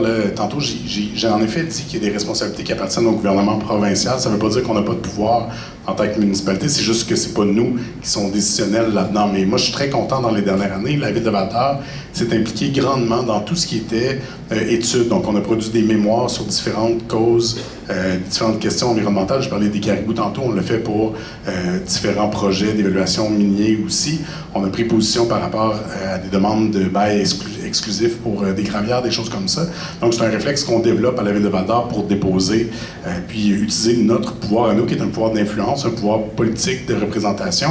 Puis moi, c'est quelque chose avec lequel je suis à l'aise. C'est quelque chose que je sais que je suis capable de faire aussi. Donc, ce pouvoir d'influence-là, il existe. Puis c'est vraiment un changement de culture quand même à la Ville de Val-d'Or de s'impliquer de plus en plus. J'en profite parce que la question est sur la foresterie. En effet, là, c'est une bonne nouvelle. Le projet de loi 97 va être revu parce qu'il semblait faire plaisir à personne, ce qui n'est pas une bonne chose dans tous les cas. Puis en foresterie, Serge en a parlé un petit peu. Là, il y a une situation qui est quand même inquiétante présentement à Val-d'Or parce qu'il y a des emplois, il y a des familles qui sont reliées aussi à la foresterie. Je pense qu'en foresterie, comme dans le domaine minier, on doit faire mieux, on est capable d'innover, on est capable d'être des leaders mondiaux dans ce domaine-là. Mais le rachat d'Interfort par Chantier Chibougamau, puis les quotas qui sont à même d'être partis, d'être amenés ailleurs, bien, c'est inquiétant. C'est inquiétant, en effet, pour l'approvisionnement d'Uniboard. C'est des emplois qui ne reviendront pas ici parce qu'une fois la série fermée, elle ne sera pas réouverte. Les quotas, une fois partis, ne reviendront pas. C'est quelque chose qui ne se voit pas. Donc, la foresterie, il faut aussi en prendre soin. C'est important dans notre écosystème. On a toujours vécu des vagues à Val-d'Or des booms miniers, des booms forestiers. Il faut s'appuyer sur ces deux secteurs-là. Il faut aussi diversifier notre économie. On parle de plus en plus d'économie du savoir avec des projets comme Novinor, avec l'UQAT. On est dans le pavillon des premiers peuples. C'est super important. Tout le rayonnement que ces institutions-là peuvent avoir. On parlait d'agriculture aussi, je pense qu'on va en parler. On a une question pour ça tantôt. Il faut diversifier notre tissu économique, mais il faut prendre soin aussi de la foresterie. Mais ça doit se faire dans une logique de planification qui est cohérente, qui est juste pour le futur, puis qui permet aussi là, d'avoir une prévisibilité, puis de prendre soin de la ressource qui est renouvelable, mais qui ne peut pas là, être faite, l'exploitation ne peut pas être faite n'importe comment. Merci. Dernière question pour les questions déjà préétablies. Alors, le 7, autonomie alimentaire et agriculture locale, M. Turgeon. Merci, M. Nantel. Le combat que menait Horace Lalancette pour protéger les terres agricoles de l'Abitibi n'est pas terminé. Aujourd'hui même, partout dans la région, les compagnies achètent et louent activement des terres fertiles pour y planter des saules à croissance rapide avec des subventions du programme 2 milliards d'arbres du gouvernement fédéral. Qu'entendez-vous faire pour protéger les terres agricoles de Val-d'Or et soutenir les agriculteurs et les agricultrices pour atteindre notre autonomie alimentaire? Juste pour le grand public, juste vous rappeler que souvent, toutes les questions, les réponses ont été concentrées sur la ville de Val-d'Or. Mais la ville de Val-d'Or a un territoire beaucoup plus large, dont les terrains agricoles. Je voulais juste le spécifier. Alors, c'est M. Turcotte. Oui, merci beaucoup. Bonne question. En effet, c'est inquiétant, cette mécanique-là, parce qu'on comprend très bien le fonctionnement de la bourse du carbone et les compensations par rapport aux émissions de planter des arbres, mais quand ça se fait au détriment des terres agricoles qui sont des fois pas exploitées dans le présent, mais qui viennent hypothéquer toute notre capacité dans le futur d'avoir une économie alimentaire de proximité, ce qui est hyper important par rapport à toute la question de la souveraineté, puis de l'environnement, parce qu'on parle de circuit court, quand on est capable de produire des aliments ici, puis de se nourrir, ça vient enlever l'impact très grand sur l'environnement, sur tout ce qui est transport là, de notre alimentation qui se fait ailleurs, que ce soit par camion ou encore par bateau quand ça vient d'encore plus loin. Mais c'est sûr qu'il faut, en effet, s'y attarder. Donc, protéger le potentiel agricole des terres autour de Val-d'Or, c'est primordial. Je pense que c'est un changement de mentalité, un changement de culture, là, pour ne pas faire de mauvais jeu de mots, qui est important, de le reconnaître, ce potentiel-là, autour, de le mettre de l'avant. Ça fait aussi partie du plan de développement économique, là, donc c'est important de le faire. Puis c'est important d'appuyer nos producteurs, donc il y en a dans la salle. Je suis content de vous voir. On a des leviers, la ville. Je sais que la ville, on collabore beaucoup avec la MRC aussi pour prendre soin, entre autres, j'en ai parlé au débat, là, du drainage des terrains agricoles pour éviter qu'il y ait des pertes de possibilités de culture, ce qui amène des impacts sur la rentabilité. Il y a aussi toute la mise en place d'un circuit court. On a le marché public à Val-d'Or, mais il y a des initiatives qui peuvent être renforcées pour faire en sorte qu'on table encore plus sur ces possibilités-là dans le futur, de vraiment s'alimenter le plus près possible. Fait qu'il faut nécessairement garder cette possibilité-là. C'est très inquiétant. Donc, il y a des mesures concrètes qui sont à faire, puis ça passe beaucoup par le PDZA, qui est à la MRC, donc d'avoir des bonnes représentations là-dessus. Merci. Oui, je trouve que c'est très important, en effet. La Ville se doit d'appuyer les terres agricoles. Ce qui est important de savoir, par contre, c'est quand vous me parlez qu'ils plantent des saules, est-ce que c'est des terres abandonnées qui ne servaient plus à rien, qui étaient en défriche, ou c'est des terres qui s'achetaient pour planter des saules qui auraient pu servir? C'est une information que j'ai besoin de savoir. Oui, bien, les deux. Il y a des terres qui sont en friche, oui, plantent des saules, mais il y a des terres qui ne sont pas en friche et qui sont prêtes à cultiver. Vous en verrez vous-même en vous promenant dans le secteur rural. Là, il y en a partout dans la région. Ceux qui ne sont pas en friche, je suis d'accord à 100% que la Ville les aide. Même au niveau de l'agriculture, j'ai un projet aussi que je trouverais qu'il serait important d'instaurer à Val-d'Or. L'installation d'un site d'agriculture communautaire où que M. Tout-le-Monde pourra avoir son petit coin pour faire pousser ses légumes, ses fruits, fournir par la MRC le compost, impliquer les sans-abri et les itinérants sous la supervision d'intervenants pour s'impliquer dans ça. On commence tout petit, puis ça permet de grossir, puis de donner. Puis oui, sûrement que des agriculteurs pourraient contribuer à nous donner des bonnes informations, justement, ces intervenants-là, pour créer ça. Ça serait une bonne affaire. Oui, j'appuie à 100% au niveau de l'agriculture. Il faut que les terres soient protégées. C'est super important. Merci. Alors, on va prendre un... Oh, excusez, M. Allard. J'avais déjà mis un X sur votre nom, désolé. Ah, c'est bon, ça. C'est parfait, ça. Merci beaucoup. Vous m'avez désarçonné un peu. Non, mais on n'a pas beaucoup parlé, effectivement. La campagne n'a pas beaucoup parlé d'agriculture. On s'est fait, sans être un reproche, mais il y a des gens qui sont venus poser des questions au débat, ceux qui étaient présents sur ça. Ce sujet-là, c'est pas les sujets qui ont été beaucoup polarisés durant la campagne. La campagne, on a parlé beaucoup du centre-ville de Val-d'Or, on a parlé beaucoup des ressources, puis on n'a pas parlé beaucoup de ce sujet-là. Tout à l'heure, j'ai parlé des ressources, j'ai parlé de l'Abitibi, c'est une région de ressources où on exploite les mines et les forêts. Mais il faut se rappeler aussi que l'Abitibi était une région de colonisation. Les premiers gens qui sont arrivés ici, c'est des colonisateurs qui venaient exploiter des fermes. Les premiers. Après ça, il y a eu les mines qui ont suivi parce qu'ils ont trouvé des découvertes de mines, puis il y a les forestiers en même temps. Ça s'est tout fait un peu ensemble. Donc, de base, on avait ça. Par contre, il y a eu, au fil des années, des évolutions, je ne sais pas si c'est une évolution, là, mais en tout cas, il y a eu des changements qui sont passés dans l'agriculture où l'agriculture a été plus difficile pendant certaines années, parce qu'il y a des sols, vers le sud, c'est plus facile que chez nous, dans certains endroits. Puis, il ne faut pas mettre le Val-d'Or, la Abitibi-Ouest et Témiscamingue, on a quand même des régions quand même assez différentes, là.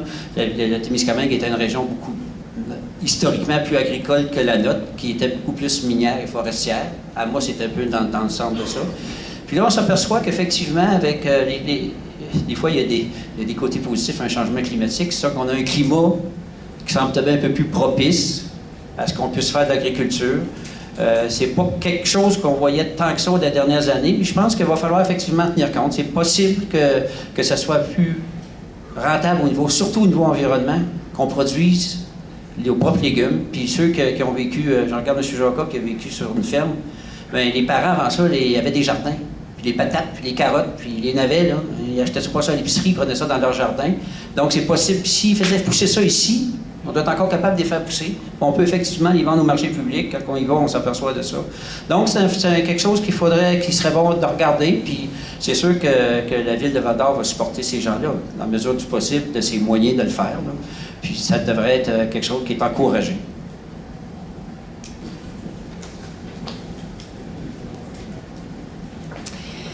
Donc, je vais juste me présenter. Moi, je m'appelle Audrey-Anne Baudry. Je suis aussi candidate là, aux élections à titre de conseillère dans le district numéro 2.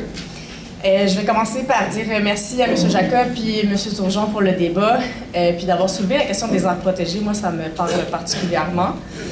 Merci aux candidats d'être présents aussi. C'est parfois un sujet qui peut être stressant, donc merci d'être là.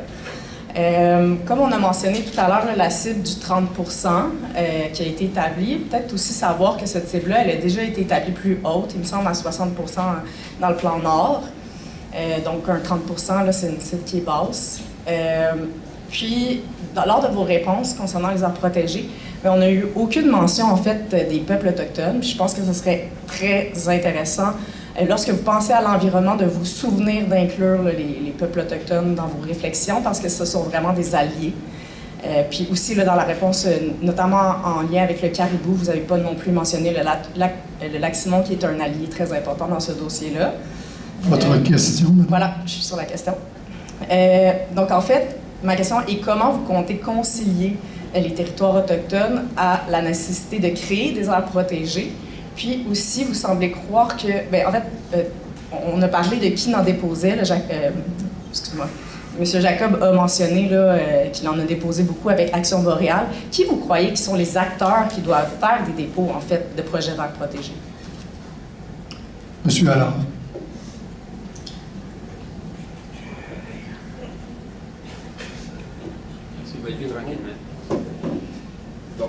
Vous avez raison sur le côté des Autochtones. J'étais justement ce matin avec Édith Cloutier, on discutait de plusieurs choses. Avec Édith, beaucoup d'Autochtones aussi, c'est sûr, c'est son rôle. Les Autochtones ont quand même passablement de revendications de territoire, sur notre territoire.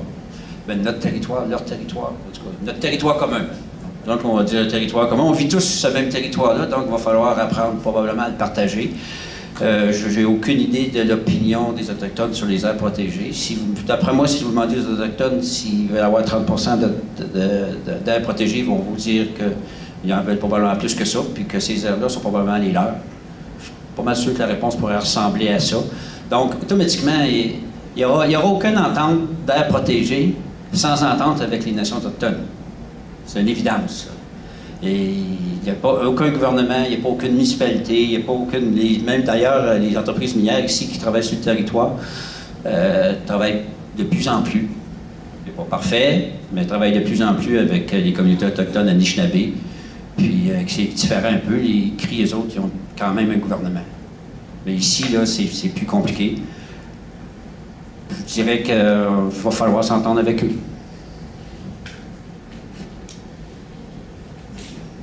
Monsieur Turcotte. Merci Serge. Merci Audrey-Anne pour la question. En fait, puis c'est un angle mort qu'on a totalement échappé tout le monde ce soir. On est en territoire non cédé présentement. Donc, il n'est pas question de gérer ce territoire-là de façon unilatérale. Ça va se faire en partenariat. Les questions environnementales dans lesquelles on a traité déjà, on le fait en collaboration avec la Ville de Val-d'Or est toujours en communication avec nos services, avec les autres municipalités. Ça se fait aussi dans les décisions par rapport aux minières. C'est important, c'est quelque chose qui émerge. Il y a un principe de réconciliation à aller chercher à travers tout ça aussi. J'en ai parlé aussi avec Édith Cloutier cette semaine. Donc, il y a des avancées à faire dans notre façon de percevoir le territoire et l'occupation, l'exploitation et la protection de celui-ci. Puis, à mon souvenir, tous les groupes peuvent déposer des demandes pour des aires protégées. Ces demandes-là sont ensuite étudiées quand il y a des appels. Donc, les groupes comme l'Action Boréale peuvent en déposer. Je sais qu'on a eu un projet à Val-d'Or, puis on cherchait un porteur de dossier. Pour différentes raisons, la Ville de Val-d'Or ne l'a pas porté à l'époque. Mais ça peut être différents acteurs de la société civile. Pour ma part, moi, j'ai travaillé plus que 25 ans avec les Autochtones.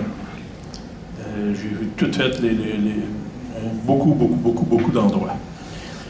C'est simple, il faut les consulter. C'est avec des accords communs qu'on s'entend. On ne peut pas prendre des décisions comme ça. Il faut qu'ils soient consultés, puis suite à ça, on donne notre opinion, ils donnent la leur, puis ils en sortent de ça.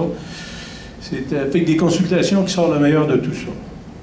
C'est avec des points de vue différents qui sont apportés d'un et de l'autre, d'une réserve ou de l'autre, et de différentes personnes. J'ai travaillé longtemps avec eux autres. Et j'ai toujours eu une bonne collaboration avec eux autres. Il s'agit de leur demander et de discuter avec eux autres. Ils sont même plus abordables qu'on peut penser. Ces gens-là, c'est des êtres humains pareils comme nous autres, puis ils ont des droits qu'ils veulent faire respecter. Et ils les font valoir. Alors on s'assied avec eux autres, puis on discute, puis on regarde qu'est-ce qu'on peut faire. La première des choses à faire, c'est de discuter avec eux autres. C'est ça qu'il faut faire. Monsieur. Bonsoir.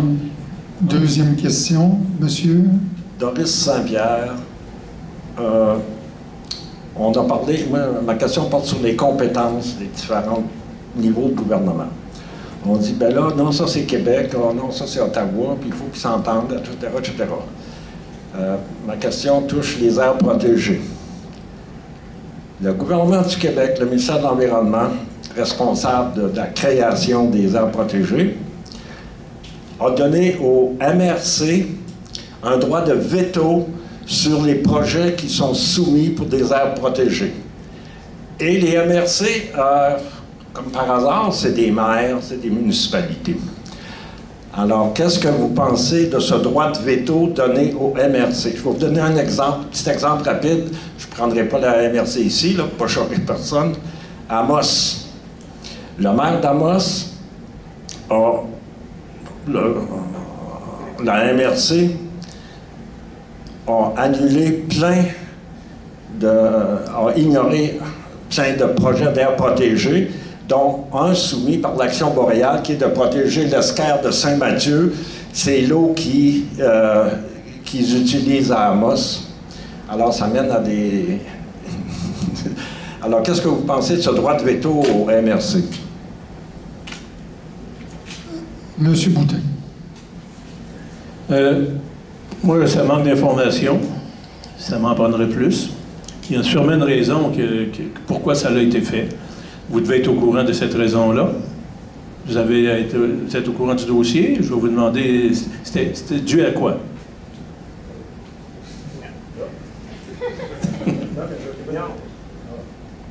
Pour moi, c'est un non-sens, je l'ignore. C'est le ministère qui a des spécialistes pour évaluer les projets d'aires protégées qui lui sont soumis.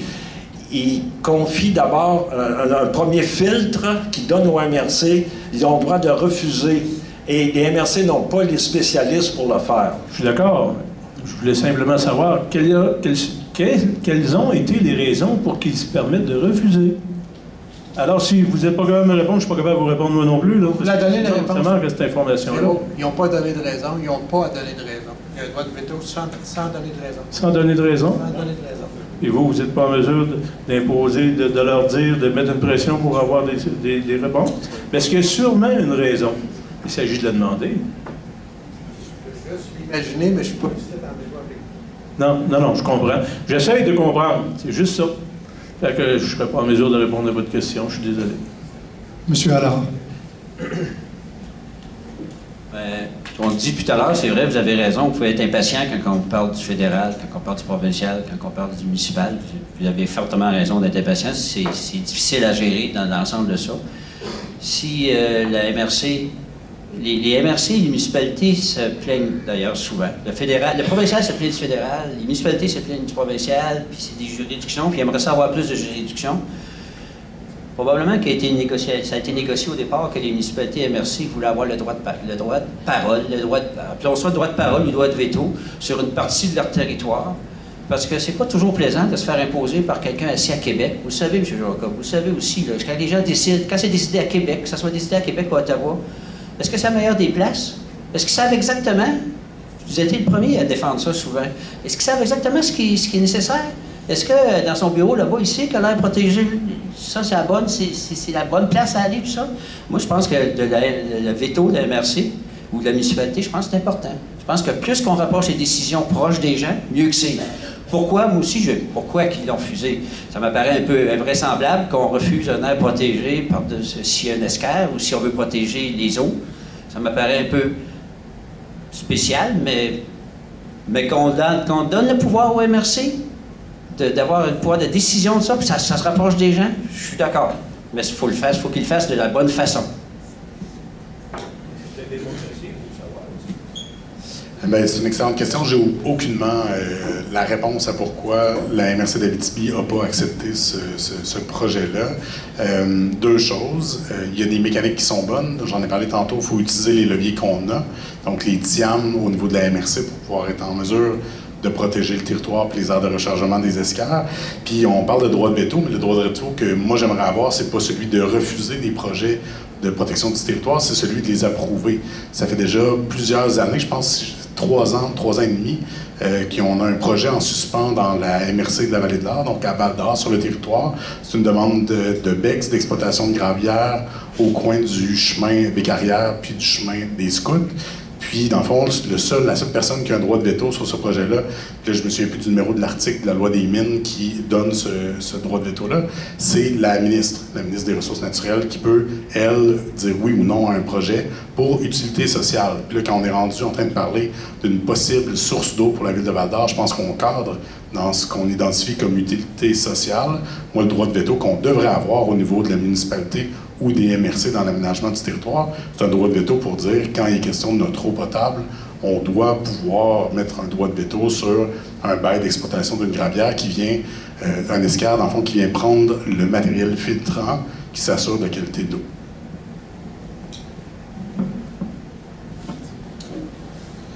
Bonjour, Christian Leclerc, je suis de ferme logicielle Abitibi, agriculteur, créateur de paysages, nommez-les comme vous voulez.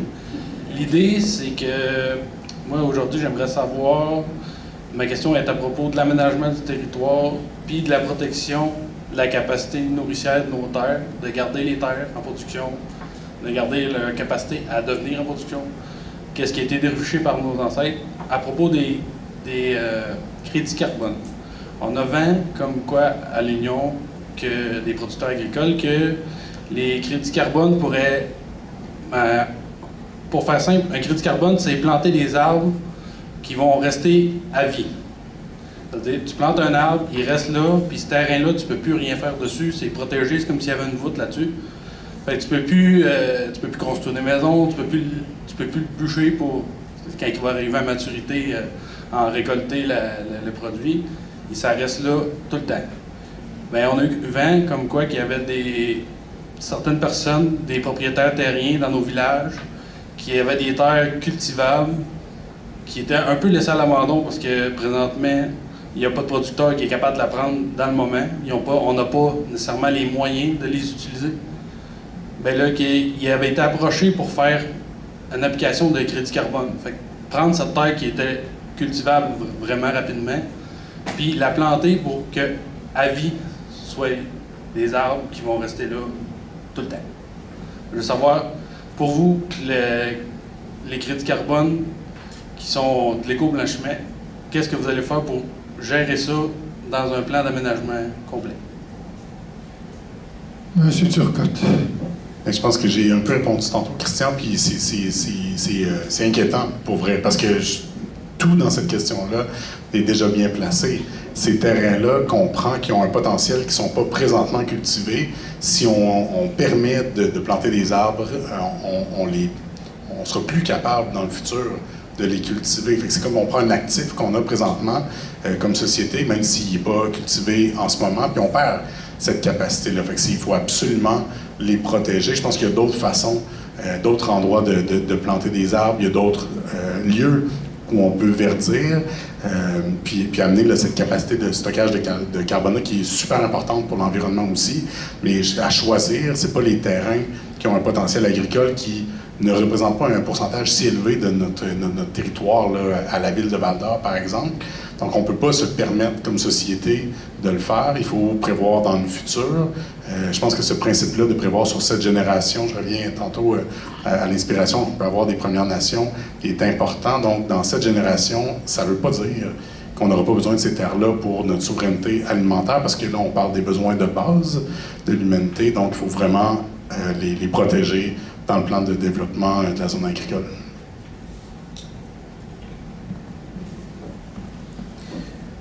Ben moi, je pense que il faut les sauver, ces terres agricoles-là. Il faut avoir un regroupement d'agriculteurs qui vont se donner la main et qui vont dire, écoute, si on ne les cultive pas, au moins, on va l'empêcher que ça devienne en défriche, que ça devienne Puis si on les maintient, c'est important que la ville appuie ça, qu'il donne des instruments, puis qu'on s'installe, qu'on s'assise ensemble pour regarder qu'est-ce qu'on peut faire. Les meilleures personnes pour nous donner ces conseils-là, mais c'est vous autres. C'est vous autres qui les avez, vous baignez dedans. Fait que si vous êtes capable de nous dire qu'est-ce que vous en pensez, puis qu'est-ce que vous feriez, vous autres, pour intervenir à ça, vous êtes bien plus en mesure que nous autres de dire c'est quoi qui serait le best. Nous autres, par contre, on est capable d'en tenir compte et de dire oui, c'est une maudite bonne idée, on va faire ça, il faut les sauver. Fait qu'il faut trouver des solutions, mais ensemble. C'est pas juste une personne qui peut trouver ça. C'est votre regroupement qui se consulte, puis qui se parle ensemble, qui dit regarde, on va appliquer ça, qu'est-ce que tu en penses? C'est ça l'idéal, c'est ça qu'il faut faire. Oui, je suis pour ça, mais il faut les sauver, ces terres-là. Ils sont importantes, puis c'est vraiment, vraiment important. Puis c'est en vous consultant, puis en vous regroupant ensemble, les agriculteurs, que vous allez nous apporter des solutions que des fois, nous autres, on ne les voit pas. On ne peut pas tout savoir. On peut savoir, même si on est vieux, on peut savoir bien des affaires, on va en apprendre toute notre vie. Fait que c'est vous autres à nous donner ces belles alternatives-là pour compenser tout ça, pour arranger ça, pour qu'il n'y ait pas de problème, pour pas que ça devienne un désastre. C'est ça qui est important. Pour moi, en tout cas.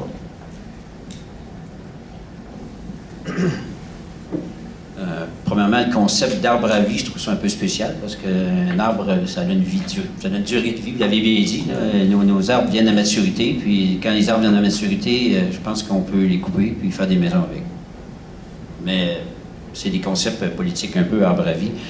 Je comprends que ces terres-là sont des terres privées. Est-ce que je me trompe? Vous avez totalement raison, bon. C'est des terres privées. Puis le concept de crédit carbone, pour qu'il soit détribuable comme un crédit carbone, il ne faut pas que le carbone puisse retourner dans l'atmosphère. L'arbre, il faut qu'il reste là, parce que s'il est prélevé, il va refaire du carbone. Et probablement que si on en plante d'autres, si on fait de la plantation, on va probablement arriver au même résultat. Là, mais en tout cas, il y a plusieurs constatations là-dessus. Donc, le fait que ce soit des terres privées, ça va être un peu compliqué. Je voudrais bien vous dire que je vais faire quelque chose. Là. Puis, il y a des limites à ce qu'une municipalité ou n'importe quel politicien peut faire. Là.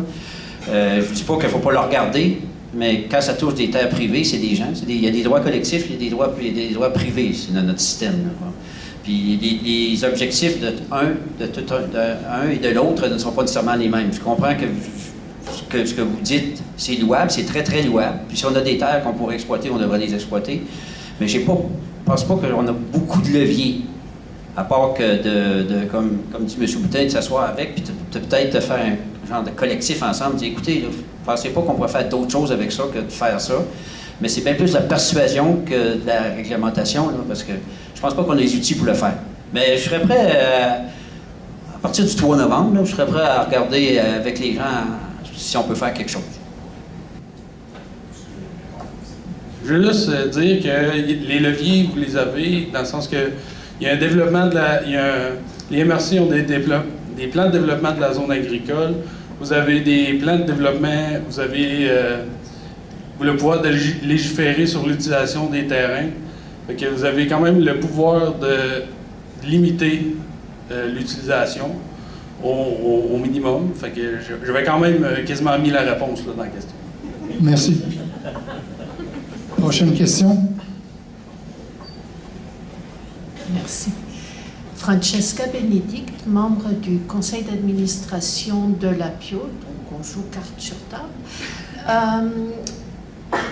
On parle d'environnement, les parcs sont connus comme étant des poumons dans n'importe quel milieu urbain. Et ce que j'aimerais savoir, c'est comment vous voyez la gestion des parcs et idéalement la multiplication des parcs en ville. Si la ville s'agrandit, on peut s'attendre à ce qu'il y ait de plus en plus de parcs. Point d'interrogation. Alors, M. Allard. Effectivement, si la ville prend d'expansion, ben, je pense que les parcs devraient suivre ça. Actuellement, on a quand même... Moi je trouve... c'est bon que vous me posiez cette question-là, parce que samedi, fin de journée, je faisais le tour justement de la ville. Puis je trouvais que souvent, on a des beaux parcs, on a des beaux endroits. On a quand même pas mal de... La forêt récréative, ça en est un. Il y a quand même beaucoup d'espace actuellement. Est-ce que c'est suffisant? C'est ce qu'on a actuellement. Puis si on fait d'autres zones, on parlait tout à l'heure peut-être d'autres quartiers ou de d'autres développements, mais il faudrait s'assurer d'avoir dans ces quartiers-là, dans ces développements-là, que le côté des parcs suive. Pas seulement pour l'environnement, pour les gens qui l'entourent aussi, puis qu'on soit bien dans notre milieu. Monsieur Turc. Merci beaucoup pour la question. Oui, les espaces verts, c'est excessivement important dans une ville. C'est une façon dont je parlais tantôt là, de verdir la municipalité aussi, pas juste dans les zones qui sont déjà en friche. Il y a différentes classifications dans nos parcs. À la ville de Val-d'Or, il y a un plan de développement là, avec le nouveau comité, le comité consultatif, le CCR, l'acronyme, et je ne serais pas capable de le dire au long de mémoire, mais dans le fond, il y a une planification des parcs qui est proposée, qui va être mise de l'avant pour que ce soit fait de façon intelligente. Dans chacun des niveaux de développement, il y a toujours un 10% aussi mis en place par le promoteur ou par la ville pour des espaces verts. C'est important de les garder. Puis, il faut aller plus loin que ça. On est en train de réfléchir présentement à la ville de Val-d'Or, puis c'est moi quelque chose auquel j'ai à cœur, à lutter activement contre les îlots de chaleur. On l'a fait dans les phases de revitalisation du centre-ville, donc de ramener des arbres, de la verdure partout pour avoir un impact. Si vous avez passé cet été 15 minutes au parc Albert-Dumais, puis ensuite est allé au parc L'Évêque, là, celui avec la magnifique terrasse qu'on a construit en partenariat avec Développement économique Canada, vous pouvez sentir la différence sur votre corps de c'est quoi un îlot de chaleur. Donc, il faut prendre soin de ça. Puis l'autre chose dans le verdissement, c'est aussi de travailler sur nos stationnements, donc les étendues de pavage qui sont imperméabilisés. Il faut absolument aussi changer la façon dont on conçoit ça pour que ça devienne perméable, pour qu'il y ait de l'écoulement des eaux, puis que ça soit plus, non nécessairement des îlots de chaleur. Fait que des parcs, oui, très certainement, il faut continuer, il faut en prendre soin. Là où ça devient compliqué des fois parce qu'on n'a pas les leviers comme pour le PDZA, c'est quand en effet il y a des terrains verts à Val-d'Or qui ne sont pas développés, qui appartiennent à des privés qui, eux, veulent développer. Quand le zonage est déjà là, on ne peut pas changer de zonage par la suite pour protéger. Donc là, on a des réflexions à avoir. Je sais que ça pose des questions, entre autres sur le terrain qui est au coin forêt, puis Giguère, là, qui est en train de se faire développer, ou encore sur, anciennement, le mont Husky. Donc, c'est des terrains comme ça qui sont inquiétants pour la ville, pour les citoyens, mais il faut continuer à verdir notre environnement de toutes les façons possibles. Ça va aussi avoir un impact positif sur la résilience au changement climatique. Entièrement d'accord avec vous. Oui, ça prend des parcs. Et même, je pense, en réglementation, on est obligé d'avoir pour tant de rues. Ça prend un parc. Il y a un pourcentage à respecter. Les municipalités se doivent de faire. C'est vert, mais ça, je le sais. Je vais en savoir plus, mais si je rentre. Oui, c'est important. Il y a beaucoup de choses qui sont importantes au niveau de la verdure. Il faut cibler les endroits, par contre. Il ne faut pas que ça soit nuisable. Mais c'est très important. Je suis entièrement d'accord avec ça. C'est un bon point de vue. Prochaine question. Bonjour, Camille Paradis. Je voulais vous poser une question sur le transport en commun. En fait, comment améliorer le transport en commun? On sait qu'on a Taxibus, mais c'est pas adapté à tout le monde. C'est pas, ça va pas dans les milieux ruraux, ça va pas partout. Donc, il faut vraiment beaucoup se prévoir, là. Quand tu es un ado, tu peux pas nécessairement te prévoir tout le temps. Pas juste les ados, mais en tout cas. Donc, voilà, comment améliorer le transport en commun? Moi, j'ai discuté avec Mme Francine Hervieux pour le bus, ça. Je pense que, oui, il y a possibilité d'améliorer ça encore mieux. C'est une belle initiative qu'il y a là, qui a été c'est tenue par des bénévoles aussi. Là. Elle est directrice de ça. J'ai eu vraiment une bonne aperçu de ce qui se passait. Puis il y a place à l'amélioration. C'est sûr que c'est pas accessible partout présentement par rapport à certaines on va dire, améliorations qui ont été faites au niveau de la ville. Mais par contre, oui, c'est important, puis peut-être que ce serait bon qu'il y en ait un deuxième. C'est un service qui devrait être gratuit complètement, comme ça l'était à l'époque de ma jeunesse, et ça était comme ça, je ne sais pas si ça l'est encore.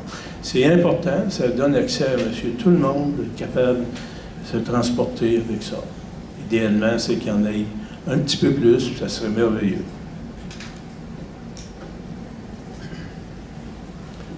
On est effectivement, c'est à peu près le seul point, je pense qu'on est tous d'accord. Non, il y en a d'autres, là, mais tous d'accord que le transport en commun doit être amélioré à Val-d'Or. Ce qui n'est pas déterminé encore actuellement. Puis d'ailleurs, la ville de Val-d'Or a des rapports préparés par des spécialistes qu'ils ont en main pour différentes formes de transport qui pourraient être faits. Le taxibus n'est effectivement pas suffisant.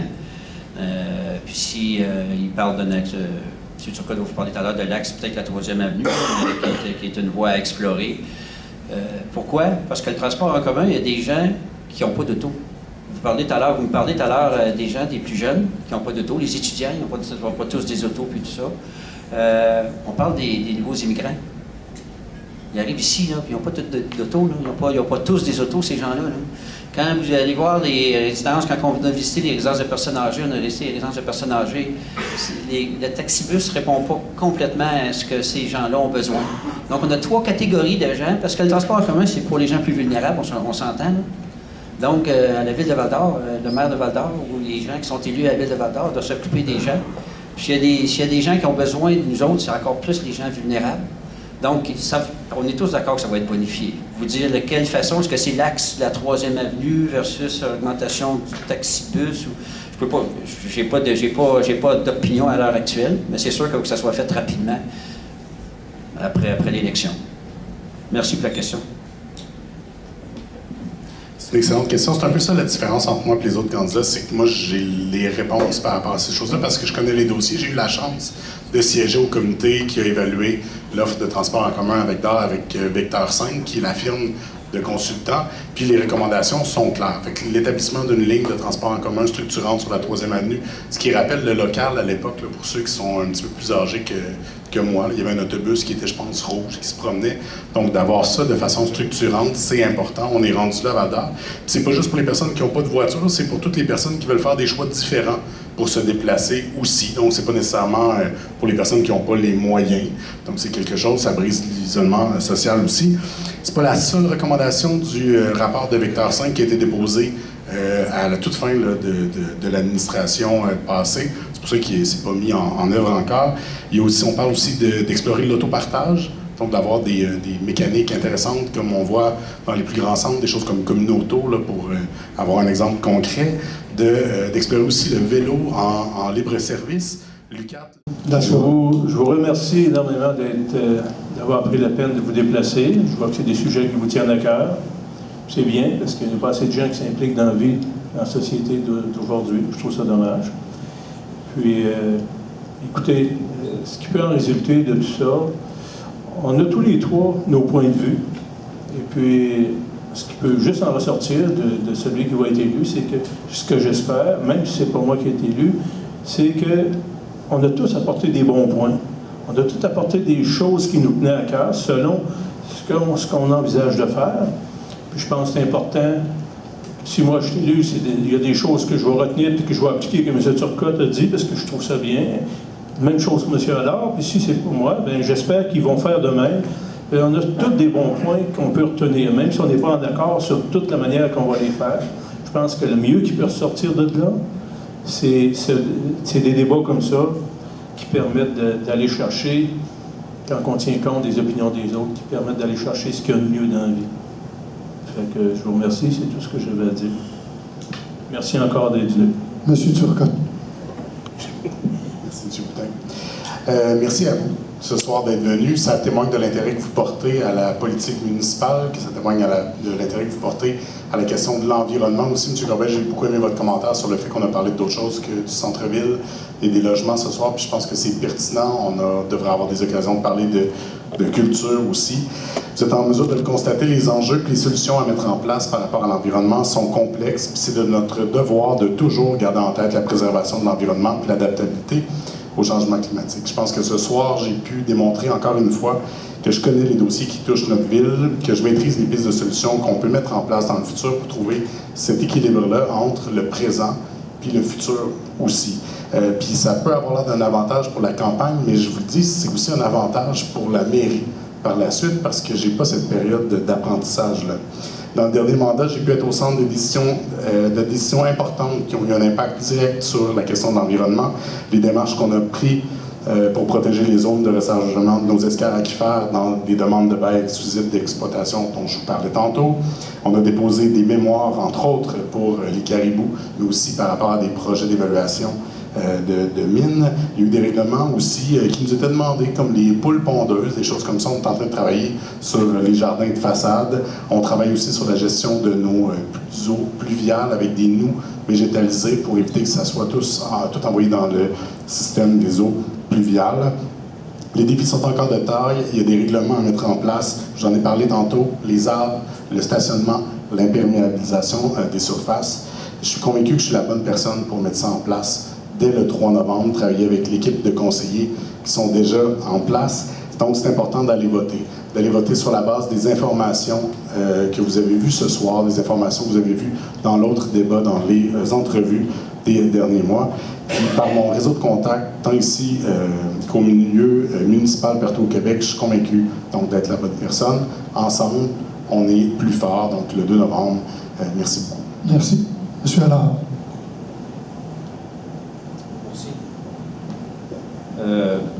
Pas que j'appréhendais. On m'avait dit, Serge, je pense que tu n'as pas grand-chose à gagner à aller à ce débat-là ce soir, étant donné qu'on me qualifie beaucoup d'économique.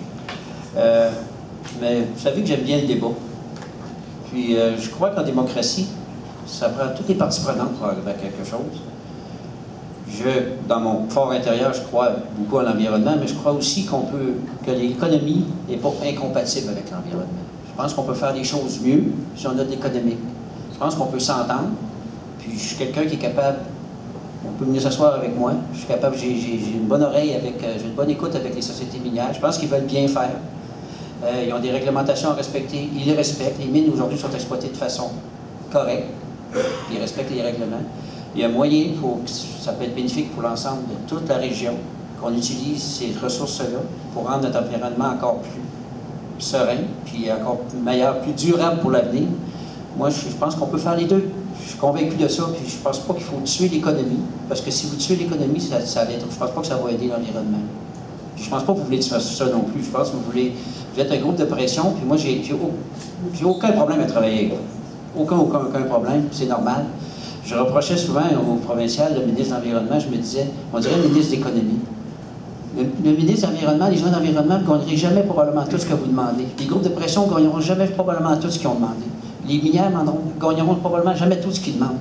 C'est le rôle des gens politiques de faire la part des choses, d'avoir un certain équilibre pour qu'on vive un peu en harmonie sur cette place-là. Puis Val-d'Or, c'est une belle place. Merci beaucoup. Alors, j'aimerais remercier les 3 candidats d'avoir accepté de passer une soirée avec nous à répondre aux questions. J'imagine, tout comme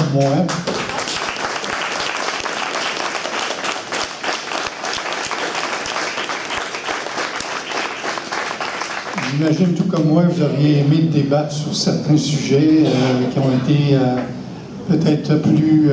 qui vous touchaient plus. J'imagine qu'on aura l'occasion à un moment donné d'en discuter. J'aimerais juste souligner que la soirée était organisée par l'Action boréale Henri Jacob, par Mining Watch et Québec Meilleure Mine, mon ami Rodrigue Turgeon, et par moi-même, Marc Nantel, du regroupement Vigilance Mine Revimat. Alors, on a pensé que c'était bon d'en discuter. Je vais vous faire un message que je vais m'octroyer, que je ne devrais pas faire, mais je vais le faire. Quand on est maire, il y a des réglementations, il y a des règles, mais les citoyens s'attendent que des fois nos élus aillent plus loin que ce que la réglementation leur demande. Et puis, voilà.